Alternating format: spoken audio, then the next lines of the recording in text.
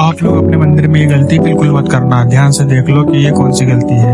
आज हमें ऑर्डर मिला होता है एक मंदिर बनाने का, तो हम उस मंदिर को बना देते हैं। और गाइस मेरे को माफ करना, इस मंदिर की मेकिंग वीडियो मैं नहीं रिकॉर्ड कर सका। आप अभी इस मंदिर की कलर की वीडियो देखो। तो पहले हमें क्लाइंट ने बोला था कि इस मंदिर पे व्हाइट कलर करना है, तो हमने इस पे व्हाइट कलर कर दिया। उसके बाद क्लाइंट ने हमसे बोला कि ये कलर हमें जम नहीं रहा है, तो हमने उनसे कहा कि इसका चार्ज अलग लगेगा।